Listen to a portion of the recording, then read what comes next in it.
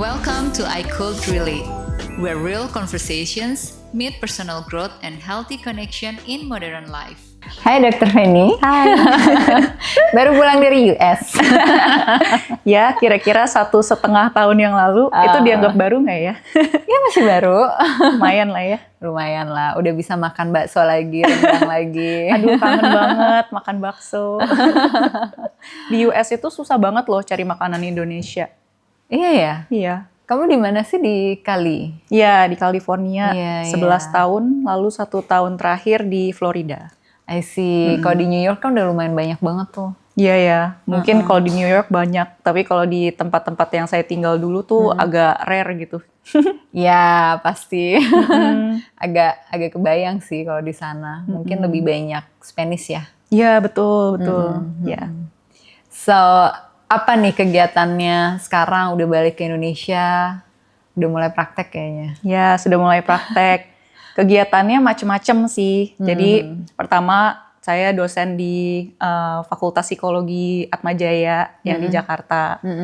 Lalu kedua saya juga praktek sebagai neuropsikolog klinis di RSPIK. Lalu yang ketiga saya juga ngurus yayasan, namanya Yayasan Merajut Hati. Itu yayasan mental health di Indonesia gitu. Jadi berdiri di 3 kaki ini kira-kira. Wow, sibuk ya. Lumayan. Ya lah, maksudnya aku tau lah ya kalau misalnya baru balik dari luar negeri, terus penyetaraan dulu biar bisa kerja di sini, gitu kan proses yang panjang ya. Iya. Dan aku senang sekali loh gitu, maksudnya ternyata kita di Indonesia tuh udah punya profesi neuropsychologist yang itu rare banget kan. Betul. Coba baru ada berapa? Kamu aja kan? Iya, kayaknya sih kalau yang benar-benar klaim dirinya sebagai neuropsikolog klinis mungkin baru saya ya sejauh yang saya tahu. Dan gitu. Praktek. Ya. Berpraktek di klinik membantu pasien sebagai neuropsikolog gitu. Bukan hanya gunain alat ukurnya on top of the other assessments, tapi memang fokus di sana. Dan bukan cuma ngajar ya. Ya, betul. Itu yang aku bilang, itu jarang banget terjadi gitu. Bener. Dan jadi sekarang ada tambahan. Kalau ada klien ini kamu datang ke sini ya. Karena aku bagian yang refer. Aduh, terima kasih. Iya, sekarang juga ya pokoknya saya rasa saya lumayan beruntung sih orangnya dalam segi karir ya. Jadi biarpun baru gitu, dan baru-baru juga bikin konten, tapi kayak ada aja gitu pasien yang datang untuk mencari saya dan dengan keluhan yang tepat gitu loh. Kayak biasanya kan takutnya yang datang nanti lebih ke masalah yang nggak related sama neuropsych atau demensia gitu ya. Tapi selalu yang datang tuh justru pasien-pasien yang seperti yang ingin saya serve begitu. Ya, karena kan sebetulnya di Indonesia itu banyak banget kejadian kan. Orang dengan gangguan demensia, tapi mereka juga bingung sebetulnya mau gimana. Karena kalau kita ngelihat komunitasnya kan udah banyak kan. Betul. Ada beberapa psikolog senior juga yang udah menangani gitu komunitas-komunitas itu. Tapi memang ya benar, kita bingung untuk benar-benar memetakan ini kalau yang begini treatnya harus seperti apa sih gitu. Betul. Jadi aku sangat beruntung hari ini sudah mendapatkan jadwal kamu. Aduh, aku yang beruntung udah bisa diundang. Sebelum makin sibuk. Dan kamu benar-benar fokus spesialisasinya tuh di demensia. Betul. Jadi sebenarnya fokusnya tuh di neuropsikologi. Jadi neuropsikologi itu subspecialty within clinical psychology gitu ya. Benar. Jadi kita basicnya tetap psikolog klinis. Jadi memahami pikiran, perasaan manusia gitu ya, psikologi manusia. Tapi juga on top of that belajar juga tentang anatomi otak dan fungsi-fungsinya. Dan juga belajar juga tentang penyakit-penyakit yang berhubungan dengan otak. Jadi penyakit-penyakit neurologis gitu ya. So I like to call it an intersection between psychology and medicine gitu, and neuroscience gitu. Jadi 3 ini digabung jadi satu, jadilah disiplin neuropsikologi gitu. Dan kamu suka nanganin klien dengan gangguan demensia atau ada yang lain selain demensia? Ya, jadi demensia itu yang favorit saya gitu ya, my golden child. Memang senengnya tuh di penyakit neurodegeneratif.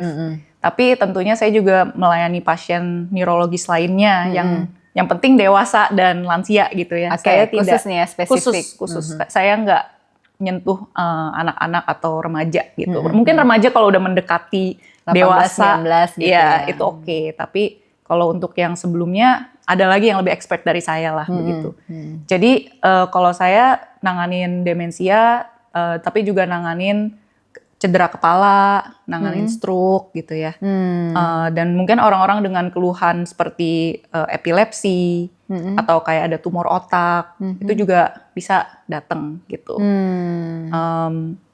Nah, interestingly, kadang-kadang tuh penyebabnya orang datang ke saya itu is not purely neurological gitu. Kadang-kadang tuh bisa juga gangguan kognitif gitu ya, didasari oleh gangguan psikologis itu juga bisa. Kayak misalnya dia tahu-tahu udah dewasa tiba-tiba ADHD bilangnya gitu. Nah itu lagi banyak banget ya kan. Kayak tiba-tiba ADHD. Tapi kalau kita pikir lagi kan itu nggak mungkin ya. Karena ADHD itu kan neurodevelopmental disorder. Jadi dari dia kecil itu gangguan tumbuh kembang gitu kan. Ada yang bilang karena nggak didiagnosis aja waktu kecil. Nah gitu. itu possible memang. Undiagnosed ADHD itu possible. Tapi sebenarnya nggak sesering itu. Maksudnya kalau orang bilang saya punya ADHD, adult ADHD itu biasanya mereka ingin menyampaikan I have attention issues, ya kan? Tapi attention issue ini kan nggak selalu ADHD. Gitu loh.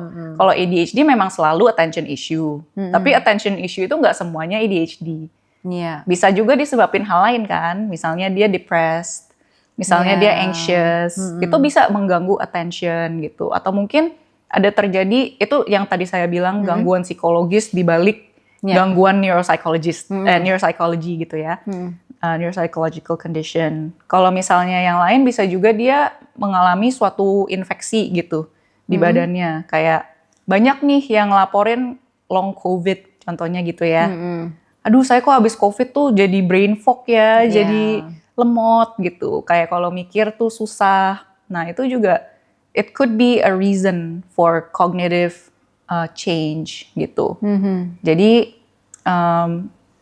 itulah menariknya ya kerja di bidang ini. Kita bisa jadi detektif dan bantu pasien kita cari tahu nih masalahnya tuh apa, supaya jangan gara-gara attention issue tahu-tahu dibilang ADHD aja gitu kan. Karena kan memang sebenarnya nggak mudah ya untuk diagnose ADHD ini, apalagi kalau udah dewasa.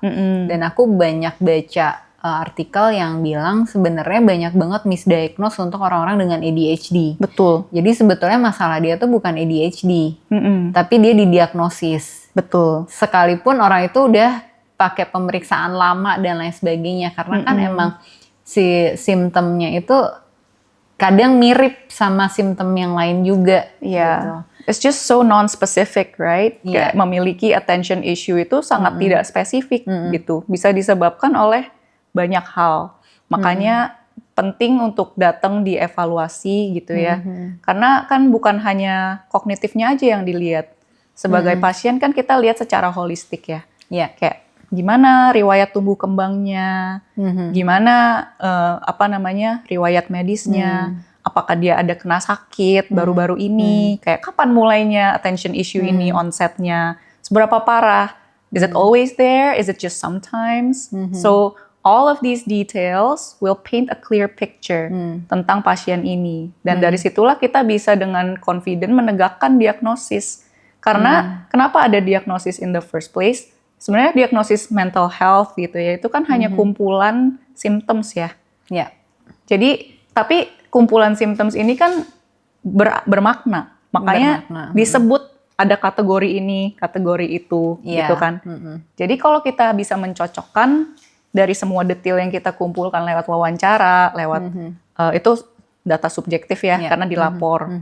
Lalu kalau kita kasih juga performance-based testing seperti neuropsychological test, itu lebih objektif diukurnya, karena kemampuan ya yang diukur, bukan hanya melaporkan gitu. Terus kita bisa lihat juga data point dari brain imaging-nya. Kita bisa semakin lama semakin confident, kayak ini fit ke puzzle yang mana Yeah. gitu. Dan yang aku lihat fenomenanya tuh orang sekarang pengen banget dilabeli sebenarnya. Dilabeli bahwa mereka tuh punya certain gangguan.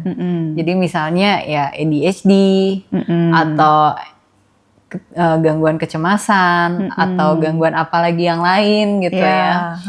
Karena menurut mereka rasa dilabeli itu bikin mereka kayak oke, gue orang dengan gangguan ini. Berarti gue harus treat diri gue tuh seperti ini. Memudahkan mereka sebetulnya. Tapi di satu sisi yang lain, aku ngeliatnya ini kan jadi semakin abu-abu ya kondisinya. Karena bisa aja itu tidak tepat diagnosisnya. Jadi treatmentnya pun juga tidak tepat. Dan banyak juga yang kejadian karena sudah dilabeli, jadi pengen minta belas kasihan terus. Terutama hal-hal yang berkaitan sama performa kerja. Jadi kayak, loh kan gue ADHD. Ya makanya kerjaan gue kayak gini. Ya kan gue ADHD, makanya gue tuh nggak tahu arah jalan, nggak bisa baca peta dan lain sebagainya gitu. Instead of sebenarnya dia perlu untuk mencari cara bagaimana dia mengatasi Problem solve ya. gejalanya ini diminimalisir gitu kan. I mean itu memang fenomena yang terjadi di kids zaman now gitu ya. Enggak lah, tapi maksud saya not trying to be rude. Ada bagus dan jeleknya sih menurut saya melabeli ini. Karena mungkin kenapa sih ada keinginan untuk dilabeli? Mungkin itu adalah satu indikasi mereka ingin pengalamannya itu divalidasi gitu ya. Kayak and that's valid. Kayak kalau seseorang genuinely struggle with something their whole lives, lalu semua orang hanya bilang, ah gitu aja nangis misalnya, atau gitu aja disetresin ngapain sih? Itu kan it's very invalidating gitu ya. Padahal they're going through something real gitu, emotionally atau mungkin cognitively even. Jadi I can see a reason why someone would like to be labeled. Dan sebagai seorang clinician, saya pun merasa label itu sebetulnya utility-nya banyak gitu. Bukan untuk menstigmatize somebody, tapi kalau kita bisa kasih nama, kita bisa kasih kita bisa menyebut suatu entitas ini sebagai sesuatu yang meaningful. Kita bisa komunikasi dengan provider lain. Karena misalnya kalau saya ngomong sama Kasem, saya bilang, saya mau refer pasien ya dengan gejala anxiety. You know exactly what you're going to deal with, gitu kan. Itu salah satu cara kegunaannya untuk label. Terus kalau untuk ke pasien gunanya apa? Gunanya untuk dia tahu, oh ini tuh ternyata pengalaman-pengalaman saya yang selama ini tidak dinamai ini, yang membuat saya merasa beda dari orang lain, itu tuh ada sebabnya. Sebabnya itu saya ada sakit ini gitu ya. Jadi it creates a separation between someone's identity and their illness. Which is actually great, ya kan? Jadi kayak it takes away the shame and the guilt of struggling. Karena ya sekarang ini karena penyakit gitu. Kalau kita mulai bilang ini sebuah diagnosis atau sebuah penyakit, it takes the guilt away from the person gitu ya. Cuman seperti Kasem tadi bilang, it's a double-edged sword. Karena kadang-kadang accountability itu jadi hilang juga. Kayak oh iya ternyata selama ini gue nggak bisa ini gara-gara kan gue ADHD misalnya ya, atau label apapun lah yang dikasih itu. Itu juga that's the bad part about it. Kayak maksudnya harusnya label ini bukannya kita jadi over-identify and take away our agency, tapi seharusnya justru menumbuhkan agency kita gitu kan, digunakan untuk okay, so I have these issues, what can I do to be better gitu kan. Harusnya mengarahnya ke situ, dan disitulah menurut saya di mana psikoedukasi jadi penting. Iya benar. Kayak this is not to say you're exempt of your responsibilities gitu ya. Kayak mungkin memang pada kasus-kasus tertentu memang akan bisa diberi kemudahan gitu ya. Misalnya let's say someone's diagnosed with autism, which is a social emotional disorder gitu kan, and also sensory processing disorder. Misalnya dia tuh keluhannya, aduh saya ini nggak bisa kalau di tempat rame. Saya rasanya mau gila gitu. Iya. Kayak harus bisa kayak sampai panic attack gitu ya, hyperventilating, atau mungkin dia harus beneran ngumpet di toilet gitu, 10 menit. Supaya dia nggak kayak flooded gitu sensorinya. Kan kalau hal-hal seperti itu ya kita bisa kasih arahan gitu kan. Ya maybe work at a place where it's not super crowded. Atau kayak nggak usah terlalu interaksi sama banyak orang gitu. Itu valid. Tapi kalau ditarik sampai sejauh mungkin kayak saya nggak bisa kerja sama sekali kan itu juga enggak gitu ya. Yeah. Dan menurut saya that's where the education really matters. Kayak sebagai seorang profesional kita bisa kasih gambaran gitu kayak ini loh jalan tengahnya. Kita harus selalu cari solusi jalan tengah gitu. Bukannya trying to exempt them from any responsibilities, tapi kayak what can you do safely and effectively gitu. Ya benar banget sih, harusnya efektif ya. Jangan sampai jadinya malah nggak efektif, malah lama kan prosesnya. So anyway, kalau misalkan orang dewasa nih ya datang ke kamu, Dokter Feni gitu, aku pengen dicek dong, aku ada masalah gangguan kesehatan mental nggak sih gitu. What will you do? Kalau kesehatan mental, palingan saya tanya dulu kayak memangnya kamu merasa pengalaman apa nih yang sampai datang ke psikolog untuk berkonsultasi tentang kesehatan mental gitu. Palingan I'll first ask them to reflect gitu ya. Mungkin kalau mereka bisa kasih 1-2 pointer, baru saya gali lagi gitu, yang lebih sesuai ke arah itu. Kayak, tapi kalau dari kedengerannya sih, kalau yang datang begitu biasanya masalah anxiety ya. Karena dia sendiri cemas kayak punya masalah kesehatan mental atau enggak gitu. Jadi mungkin there's a hint of that. Tapi mungkin juga ada sebenarnya yang lebih serius lagi. Misalnya dia bilang kayak, oh iya jadi dulu tuh saya pernah mengalami kejadian yang sangat tidak menyenangkan gitu ya, atau sangat membahayakan nyawa saya gitu. Mungkin itu jadi arahnya ke trauma gitu ya, atau maybe something else gitu yang trauma related. Jadi tentunya palingan saya ajak ngobrol dulu sih, dan mungkin juga kasih edukasi juga gitu, kayak apa sih yang dianggap normal dan gak normal gitu. Iya. Nah, itu kan topik besar di psikologi klinis ya. Karena how do you determine someone is memiliki mental health concerns atau disorder gitu kan.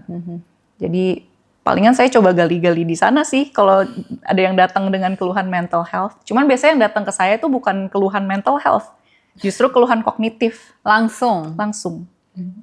Dan biasanya mereka keluhannya apa?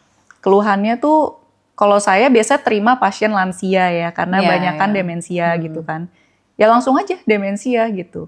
Kayak emang udah didiagnosis sebelumnya atau belum? Ada yang belum, ada yang sudah. Jadi kadang-kadang saya tidak perlu menegakkan diagnosis karena sudah ditegakkan sebelumnya gitu. Jadi mungkin bisa datang untuk family consultation, untuk penanganan sehari-harinya bagaimana gitu ya, dan dapetin rekomendasi spesifik dari saya gitu sebagai seorang psikolog gitu kan. Karena mungkin care yang bisa didapatkan dari seorang neuropsikolog versus orang lain yang menangani demensia seperti neurolog gitu ya akan berbeda. Kalau neurolog kan dia bisa ngasih obat gitu ya. Penanganannya tuh ngasih obat gitu biasanya. Tapi kalau di neuropsikolog tuh lebih holistik. Jadi kayak behavioral management sehari-hari. Jawab pertanyaan-pertanyaan kayak, papa saya kemarin tuh udah di rumah, ngamuk-ngamuk minta mau pulang. Saya mesti gimana? Udah dikasih tahu kita udah di rumah, itu foto-fotonya juga foto-foto kita. Tapi ngotot, dia bilang ini bukan rumah dia. Itu kan nyebabin friction dalam keluarga gitu ya. Jadi mungkin ada nuances seperti itu yang bisa dikasih solusi oleh seorang neuropsikolog gitu. Orang yang mendalami demensia tapi dari disiplin yang beda dari medicine gitu ya. Kalau dari medicine mungkin bisa juga, cuman nggak sedalam ini. Karena kita beneran gali sampai dinamika keluarga, kita beneran gali sampai siapa sih yang setiap hari nemenin si pasien. Kayak we spend a lot of time gitu untuk konsultasi tentang behavioral management gitu. Ya, jadi biasanya yang datang tuh pasien-pasien lansia dan ditemani gitu ya, biasanya oleh pasangan atau oleh anak gitu. Keluhannya ya itu kayak biasanya datang udah langsung throwing out labels nih. Ini mama saya pasti Alzheimer's nih dok gitu. Oke, sebelum ke situ nih. Iya. Sebenarnya lansia itu bisa didiagnosis demensia itu dari usia berapa? Jadi demensia itu sebenarnya nggak hanya di lansia aja gitu ya. Nah, jadi kalau kita sebut label demensia ini, this is actually just a clinical label yang menandakan orang ini memiliki keluhan kognitif yang terdata secara objektif, udah dites gitu ya, udah dites pakai tes neuropsikologi, ada nih impairment. Gimana caranya kita tahu dia punya impairment? Ketika orang ini dites, pasien ini dites, skornya dia dibandingkan dengan orang-orang yang demografinya mirip dengan dia gitu. Jadi kita udah punya namanya normative sample. Yes. Jadi misalnya bapaknya ini usia 70, pendidikannya SMA, tamatan SMA. Ya di data kita lihat kalau orang-orang usia 70, pendidikan SMA dan laki-laki, biasanya skornya tuh berapa? Lalu kita pakai analisis statistik gitu kan, kayak standard deviation. Kalau misalnya sampai 2 standard deviation below the mean atau average, ya itu udah impaired disebutnya. Jadi it's a very empirical method gitu ya. Usia 45 bisa nggak kena demensia? Bisa. 40? Bisa. Dari 30 juga bisa? Bisa. Karena demensia itu hanya menunjukkan orang ini punya cognitive impairment dan harus dirawat sehari-harinya. Oke. Jadi someone 35 tahun, stroke besar, tahu-tahu punya cognitive impairment dan perlu dirawat 24/7, dia bisa diberi nama demensia. Dan demensia itu ada berapa aja tipenya? Sebetulnya si demensia ini nggak ngasih tahu sebabnya, ya kan? Dia hanya bilang orang ini cognitively impaired dan perlu diurusin sama orang lain. Dan itu kalau di yang dari kategorisasi ICD-10 itu sebutannya major neurocognitive disorder gitu. Dia ada temennya itu yang disebut mild cognitive impairment MCI gitu ya dikenalnya, atau kalau di ICD-10 disebutnya minor neurocognitive disorder. Perbedaannya si MCI ini dia juga kalau dites punya cognitive impairment, tapi sehari-hari masih bisa hidup sendiri. Misalnya masih bisa medication management, masih bisa nyiapin makanan gitu. To a certain degree masih independent, nggak perlu dirawat banget sama orang lain gitu. Jadi kalau tadi ditanya lagi sebabnya sangat beragam gitu. Ada yang neurodegenerative, which is yang kita kenal identik dengan demensia itu ya, yang penyakit degeneratif, penyakit orang tua, misalnya kayak Alzheimer's, Lewy body dan lain-lain. If you're asking how many types of neurodegenerative conditions there are, banyak gitu. Dan delirium juga ya? Delirium itu hanya simptom, jadi dia bukan diagnosis. Jadi it's just a state of mind di mana si orang ini tuh lagi, mungkin bahasa awamnya tuh ngamuk gitu ya, atau ngaco gitu. Jadi biasanya ini tuh kalau habis operasi misalnya dia habis dianestesi, pas bangun dia tuh kayak berhalusinasi lah gitu, marah-marah gitu. Itu state delirium, tapi dia bukan diagnosis. Nah yang banyak orang tahu kan demensia Alzheimer itu kan. Betul. Pikun. Nah di Indonesia itu pikun ya kayaknya kata yang melekat gitu di kultur Indonesia. Tapi kan sebenarnya Alzheimer tuh lebih dari pikun kan. Well, kalau pikun itu kan kata yang dikenal awam gitu ya. Dan apa sih sebenarnya pikun itu? Kalau dari yang saya tangkap sendiri gitu, pengertian saya pikun itu di mana orang yang sudah usia lanjut udah mulai lupa-lupa gitu ya. Lupa-lupa, nanya ulang-ulang, terus diajak ngomong nggak nyambung gitu kan. Ini memang simptom-simptom dari demensia tadi gitu ya. Tapi nggak specifically sama Alzheimer's juga gitu. Pokoknya hanya mengindikasikan secara luas lansia yang sudah memiliki gangguan kognitif dan perilaku gitu. Jadi inilah mungkin kata demensia di negara Indonesia itu ya pikun gitu. Jadi tapi apakah itu selalu Alzheimer's? Belum tentu. Belum tentu. Karena sebabnya bisa banyak. But yes, you're right. Alzheimer's itu yang paling kondisi neurodegeneratif yang paling umum. Kira-kira 60-70% kasus demensia itu yang neurodegeneratif disebabkan oleh si Alzheimer's ini gitu. Tapi nggak berarti nggak ada jenis lain. Banyak juga jenis lainnya gitu ya. Yang kedua paling umum itu dementia Lewy body contohnya. Ini lebih jarang dikenal ya. Yeah. Cuman ini yang terkenal punya penyakit ini itu almarhum Robin Williams. Komedian terkenal asal selain US. bipolarnya ya. Dia tuh sebenarnya nggak bipolar. Oh, dia nggak ada justru bipolarnya. Justru dia itu punya Lewy body disease. I see. Gitu. Jadi kalau Lewy body disease ini, kalau si Alzheimer's kan dia karakteristiknya itu it's a memory predominant presentation. Jadi ya yang dianggap pikun tadi ya, kayak udah susah mengingat atau belajar hal baru. Terus kayak kesulitan dengan mengingat kata-kata gitu ya. Kalau ngomong tuh susah keluar gitu. Terus juga jadi kesulitan untuk problem solve dan lain-lain. Nah kalau si Lewy body ini justru muncul awalnya itu lebih ke psychiatric presentation. Jadi itu lebih ke arah bisa memiliki halusinasi dan delusi. Jadi kayak kalau orang bilang late onset schizophrenia, itu ini. yakin nih skizofrenia, cek dulu. Kalau udah usia 60 ke atas, that's not gonna be my first differential. Gitu.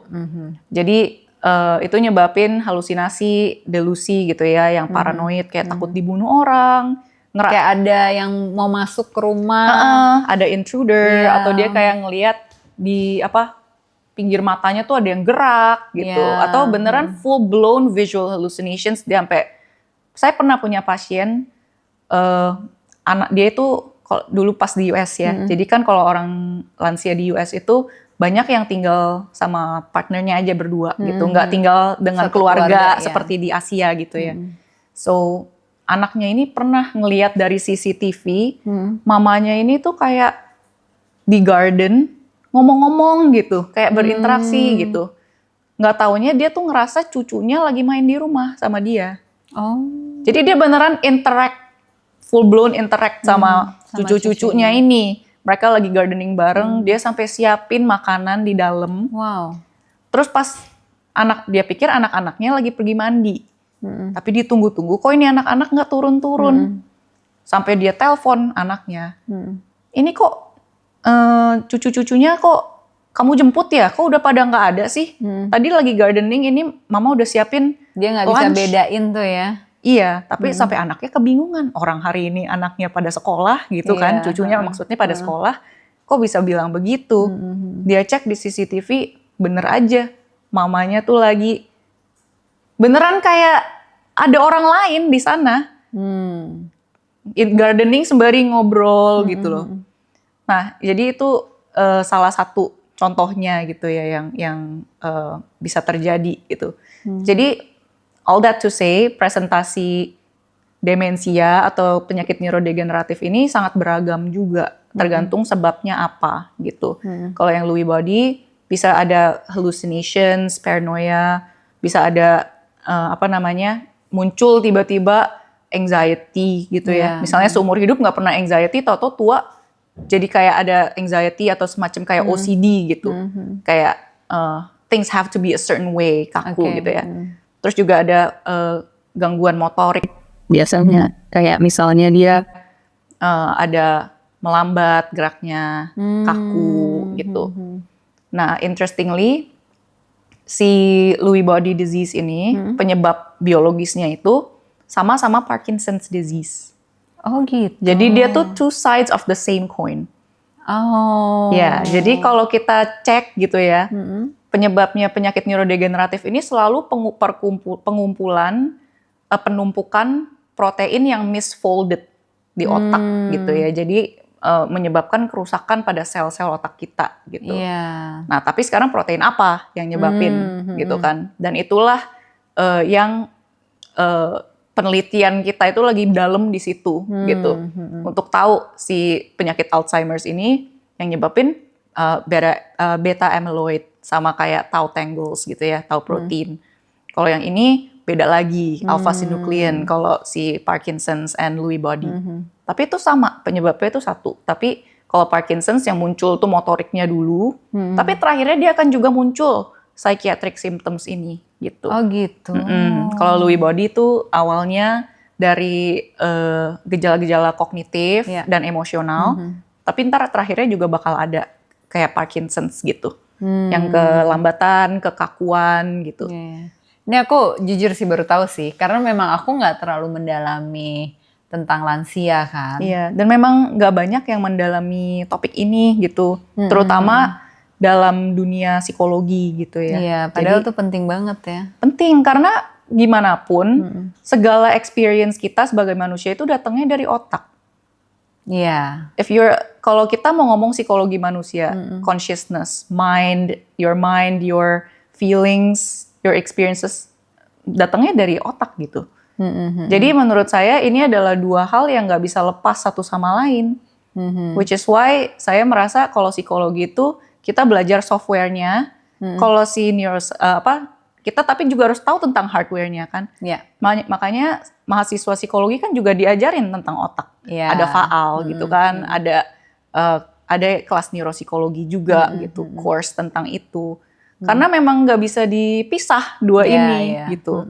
Jadi kalau mendalami neuropsikologi semakin merembet lagi nih, malah jadi kayak ada kayak ke neurological conditions gitu kan. Where's the line between neurological and psychological or psychiatric condition? Itu dia menariknya di sana. Iya, menarik banget sih. Dan ternyata itu tuh berefek banget sama perilaku lansia-lansia ini kan.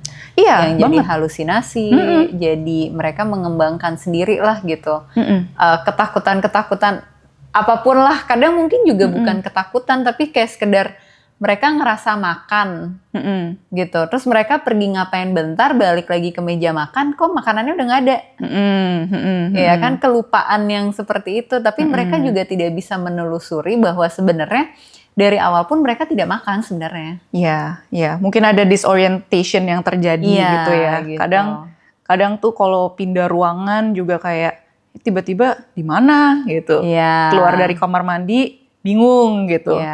Kayak the hallway, kok tadinya kita menuju hallway kan gambarnya begini. Kalau dibalik kan gambarnya beda gitu ya. Kayak jadi bingung nih, dia di mana sebetulnya gitu. Memang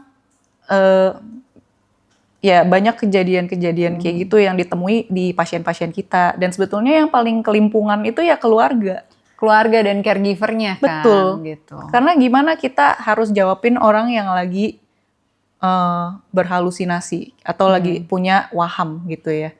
Kayak dia bilang ada satu fenomena namanya Capgras syndrome, di mana dia merasa orang yang dia kenal itu wujudnya dia, tapi kamu bukan dia. Misalnya nih, saya kenal Kak Sam. Kamu kayak Kak Sam, tapi kamu tuh kayaknya imposter. I just know you're not her. Gitu. You look like her, but you're not her. Nah, pusing kan? Pusing. Kayak apalagi kalau itu adalah pasangan kita contohnya gitu ya. Udah bersama 40-50 tahun. Pasti ada muncul juga perasaan sakit hati gitu. Atau sedih gitu ya. Kayak kok bisa kayak begini sih? Kayak mencoba menyadarkan gitu kan. Kayak film Notebook ya. Iya. Atau 50 First Dates gitu ya. Iya. Kayak susah banget nginget kejadian yang recent gitu. Ya jadi atau misalnya dia udah di rumah, tapi dia merasa ini kayak rumah saya, tapi ini bohongan. Ini tuh bukan rumah saya gitu. I just know this is not my house gitu. Dulu sebelum papaku meninggal kan dia memang kena stroke ya, dan jadinya memang ada efek-efek kayak gininya. Dia selalu kayak suka bercanda gitu. Papa mau nikah gitu bulan depan gitu. Amalike. dia selalu gitu kan. Terus ya kita jadinya bercandain sih gitu, karena kita udah terekspos lah dengan informasi-informasi ini. Jadi kita nggak perlu baper, nggak perlu capek, ya ikut aja the game gitu. Jadi kayak oh iya nanti aku cerai juga kan, jadi aku bilang ya nanti kita nikahnya barengan ya, Papa sama Like. You know, but that's a really good way to handle the situation. Karena kayak kebanyakan orang itu akan mencoba berdebat gitu ya, untuk rationalize gitu. Kayak apaan sih ngomong kayak gitu, atau misalnya kayak enggak, kita tuh udah di rumah gitu, kayak balik ke argumen yang tadi gitu ya. Tapi memang sebetulnya kalau kita menanggapinya secara rasional, menanggapi orang yang lagi nggak rasional dengan cara rasional, nggak akan ketemu, nggak akan masuk gitu frekuensinya gitu kan. Yang ada malah akan menimbulkan kebingungan dalam diri pasiennya gitu. Kayak apa sih maksudnya orang emang begini gitu. Jadi just rolling with the punches atau kayak ikutin aja gitu. Itu the best way sih memang. Sampai ada satu kondisi waktu itu, dia nanyain gitu kan, aku datang sama anakku jenguk dia gitu. Tinggal kan setelah kena stroke tuh sama keluarga kakakku yang cowok kan. Jadi pas kita datang gitu, dia bilang, ayah kok kamu lama sih nggak datang gitu. Terus iya maaf nih bla bla bla, ngobrol-ngobrol gitu kan. Terus ayo sebutin nama anaknya siapa aja, karena kebetulan keponakanku yang cewek tuh banyak yang bilang mirip kayak aku, jadi sama papaku suka dipanggil sini Samantha, padahal namanya Sabrina gitu kan. Terus aku tanya, ayo coba sebutin sekarang siapa aja nama anaknya gitu. Yang disebutin nama keponakan coba. Jadi bahkan nama kita anak kandungnya tuh tidak disebutkan, tapi yang disebutin nama keponakan yang waktu dia masih muda dia ikut bantu ngurusin. Gitu. Terus ya udah kita jadi ketawa aja gitu kan. Dia lagi lupa dia gitu kan. Jadi memang ya karena kita udah terekspos ya harus gimana sama dia. Jadinya kita nggak ada yang baper atau apa. Tapi kalau misalnya papa nih ngaco nih apa, kan malah jadi suasananya juga nggak enak terus ya. Jadi emang kita bercandain terus gitu. Nanti kapan kalau dia lagi ingetannya lagi bagus gitu, dia ngomongnya kan normal kan. Barulah kita ajakin ngomong yang normal juga. Betul. Cuman ya aku yakin sih pasti banyak juga yang ngeluh sama dokter ya saat konsultasi. Mereka bingung harus gimana dan sebagainya gitu. Dan itu utamanya itu sih. Dan mungkin tantangan terbesarnya tuh justru mengedukasi caregiver dan keluarganya nggak sih dok? Saya sih nggak melihat itu sebagai tantangan ya. Suka ya? Saya melihat itu sebagai privilege. Karena memang sesungguhnya keluarga yang datang ke saya itu sangat-sangat care kepada pasien gitu. Karena kalau nggak mungkin lah dia bawa untuk ketemu nyari tahu tentang saya aja tuh udah agak effort gitu loh. Karena kan saya juga masih baru gitu ya. Maksudnya ini profesi baru, neuropsikolog klinis. Kalau sampai ada yang datang ke bangku saya self-referred itu saya udah tepuk tangan. Karena dia pasti nanya-nanya semua orang gitu loh. Kayak bisa dapat layanan ini tuh di mana gitu. Jadi ya sejauh ini sih yang datang ke saya sih semua keluarga yang sangat baik gitu ya. Keluarga yang sangat sayang sama si pasien gitu. Dan jadi saya nggak melihat itu sebagai challenge sih. Saya ngelihatnya sebagai kayak how can I help you gitu. Ini sebuah privilege that you're here in my chair, in my room. Kita bisa diskusi nih mendalam tentang penanganan di rumah gitu ya. Karena kan penanganan itu nggak hanya ngasih obat beres kan. Penanganan ngasih obatnya itu mah cuma 1 menit dalam sehari kan? Atau 5 menit. Tapi kalau maksudnya kan dia 24/7 loh sama keluarga gitu kan. What do you do with the rest of the time? 23 jam 55 menit itu gitu kan.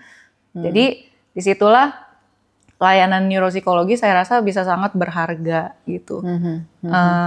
Bukan hanya untuk kayak memuaskan kegatelan intelektual, kayak tahu dia kognitifnya berkurang di mana-mana aja gitu, tapi untuk kesehariannya tuh sebenarnya apa sih kegunaannya gitu. Kegunaan dari kita evaluasi panjang-panjang tadi, terus kayak penanganan di rumah tuh apa yang bisa diperbaiki lagi gitu. Bukan hanya penanganan klinis aja ya, tapi cara menyikapi pasien gitu sebagai seorang istri misalnya atau suami, cara menyikapi pasien sebagai seorang anak gitu ya. Ya hal-hal kecil itu saya rasa yang membentuk kehidupan kita gitu kan dalam sehari-hari. That makes your life like all these little moments gitu. Benar. Jadi ya makanya saya merasa layanan seperti ini dibutuhkan lah pasti gitu. Pasti dibutuhkan banget dan pasti kan karakter dari si individu lansia ini juga beda-beda kan. Iya, betul. Mungkin kalau kayak papaku cukup yang humoris juga waktu mudanya, jadi ditanganin dengan humor dikit juga udah oke lah, cincai gitu.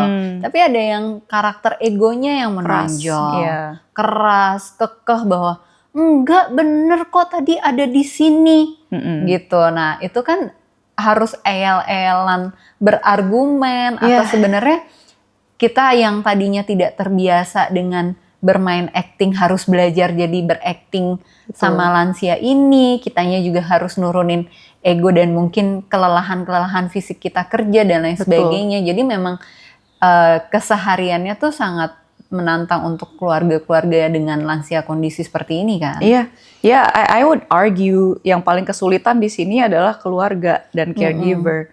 Karena kalau untuk pasiennya sendiri ya mungkin mereka juga ada suffer lah ya, kayak kesulitan melakukan hal sehari-hari dan lain-lain.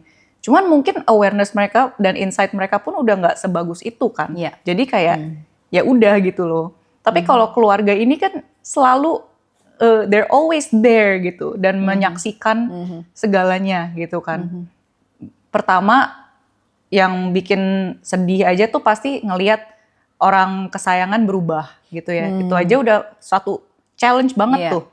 Berubahnya tuh bisa bukan hanya menurun, tapi personality-nya, sifatnya, demeanor-nya semua tuh berubah. Seperti udah nggak kayak dulu lagi.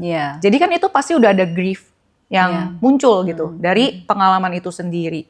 Belum keduanya beneran literally harus ngurusin gitu ya. Ngasih makan, misalnya kayak bantu ke toilet. Itu puji Tuhan kalau bisa punya helper ya. Kalau enggak kan sendiri loh itu. Benar. Itu harus mengorbankan banyak hal. Jadi caregiver itu kayak mungkin harus berhenti kerja. Jadi identitas dia juga berubah gitu kan. Misalnya role dari kalau anak yang ngurusin gitu ya, role dari anak jadi caregiver. Role dari orang yang independen bisa bekerja sekarang nggak bisa menghasilkan gitu. Kalau dari pasangan pun sama begitu. Dari punya pasangan sekarang jadi punya seorang yang harus dirawat. Itu kan juga ada perubahan identity shift yang kita nggak bisa ignore gitu. Jadi caregiver burden itu it's a real phenomenon dan diteliti banyak orang gitu. So itu sih yang salah satu one of the reasons why I get into this field tuh ya sebenarnya untuk itu gitu, membantu bukan cuman pasiennya aja gitu ya, tapi the whole family, gimana caranya supaya mereka bisa tetap harmonis, bisa tetap happy gitu ya, sebisa mungkin lah, dan masih bisa gunain waktu yang tersisa ini sebaik-baiknya gitu. Dan ada juga fenomena kan yang mereka mungkin udah susah banget gitu ya, dan akhirnya kan ditaruh di pantiwerda atau sebenarnya kayak ditaruh di senior club yang pokoknya pagi sampai sore di sana kayak daycare gitu ya buat para senior ini. Terus kalau sore sampai malam baru jemput pulang lagi gitu. Tapi kan juga dari sisi finansial nggak semua keluarga bisa kan menyanggupi itu. So what's your best suggestion gitu? Sebenarnya untuk keluarga yang lagi ngalamin dengan kondisi seperti ini, supaya mereka sebagai caregiver-nya tuh juga bisa resilient. Ya, jadi untuk para caregiver tentunya saya mau applause dulu ya, berikan applause karena mereka sudah melakukan tugas yang sangat mulia gitu, membaktikan diri kepada orang terkasih mereka. Dan kerjaan yang sangat sulit gitu ya. Jadi pertama, just pat yourselves in the back because you're doing great. Lalu yang kedua, tentunya para caregiver ini harus bisa melakukan self care untuk diri mereka sendiri. Karena salah satu concern utama dari caregiver burden itu adalah overgiving to someone that you're caring for gitu. Jadi misalnya dari 100% tenaganya 90% tuh dikasih ke si pasien gitu. Karena berbagai hal, banyak macam hal lah ya, mungkin ya satu karena sayang, karena kasihan, karena merasa bersalah kalau nggak ngelakuin itu gitu, ngerasa kalau misalnya merasa responsible untuk well-beingnya si pasien gitu ya. Dan ini yang nyebabin orang-orang tuh jadi sangat overwhelmed. Kalau misalnya bayangin aja dalam seminggu itu ya, 7 hari, 24/7 di rumah doang ngurusin, ngangkat dia, gantiin baju, kasih makan, Ya. ke toilet gitu ya. Belum dimarah-marahin lagi, belum ngeyel lagi, nggak mau nurut. Itu semua orang juga pasti meledak ya at one point gitu kan. Jadi makanya gimana caranya kita bisa lakuin stress management. Jadi stress management ini sebenarnya tuh fenomena yang saya lihat bisa di-generalize ke banyak hal juga. Kalau orang yang terlalu workaholic kan juga kan begitu ya. Kalau kita gunain semua waktu kita untuk kerja kita, pasti yang lainnya berantakan, termasuk our emotional life gitu ya. Jadi ya harus bisa bagi waktu gitu, dan harus bisa be okay dengan si orang yang kita rawat ini merasa nggak nyaman sekali-sekali gitu. I see. Misalnya dia udah sampai ke tahap yang clingy banget. Kalau pokoknya nggak lihat bininya, dia bisa cemas gitu, nyari-nyari gitu ya. Nah ini kan istrinya jadi kayak nggak tega gitu, mau ninggalin dia, merasa kayak aduh ntar kalau ditinggal nggak bisa nih gitu. Cuman kan kayak kalau kayak begitu kan kasihan di istrinya dong. Dia beneran nggak ada waktu untuk diri sendiri, nggak ada waktu untuk lakuin apa-apa. Just be comfortable with, you have to be comfortable with not having your loved one be comfortable all the time gitu. Karena emang ya that's the nature of the disease gitu ya, bukannya mau kejam. Cuman justru think of it as like si caregiver-nya ini juga butuh waktu untuk cool down supaya dia bisa show up better. Kan kalau nggak ntar dia marah-marah kan ke orang yang dia urusin ini gitu, atau mungkin bisa tumbuh resentment gitu, rasa kebencian gitu ya. Tapi itu pun biasanya datang dengan guilt juga gitu. Aduh ini suami saya udah selama ini udah urusin kita semua, sekarang giliran dia yang perlu diurusin, malah saya jadi benci sama dia, malah jadi makin ribet gitu kan. Jadi daripada itu semua terjadi, belajarlah untuk pace yourself gitu. Untuk para caregiver di luar sana yang nggak bisa dapat support terlalu banyak gitu ya. Cobalah cari anaknya kek, adiknya kek, siapa yang bisa gantian sekali-sekali gitu. Buat misalnya ya pergi arisan lah sekali-sekali gitu. Atau cari perkumpulan yang suportif gitu. Cari social support yang baik gitu ya. Jadi mungkin bisa join caregiver group. Supaya bisa saling curhat gitu ya. Orang dengan struggle yang sama gitu. Kemarin suami saya gini. Bisa memvalidasi satu sama lain, bisa juga dapat tips dari satu sama lain. Kalau lagi begini, kamu gimana sih nanganinnya gitu. Jadi palingan social support dan kayak self care, dan kalau bisa ya dapetin support dari keluarga juga gitu, like real support gitu ya. Coba cari gimana caranya, siapa yang bisa gantiin from time to time gitu. Iya, supaya kita juga bisa self healing ya.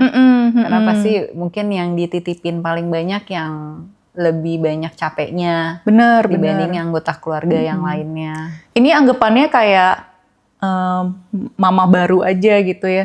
Kalau mamanya ini terlalu kasih semua attentionnya ke bayinya ini, dia kan juga bisa baby blues gitu ya. Nah, jadi kira-kira juga samalah di sini bisa gitu. caregiver blues gitu ya. Iya. Jadi palingan itu sih yang simple-simple yang bisa dilakuin gitu. Thank you so much, Dr. Fanny. Sama-sama. Makasih udah izinin aku sharing di sini. Udah dong, jelas banget, padat banget, daging kalau kata anak zaman sekarang.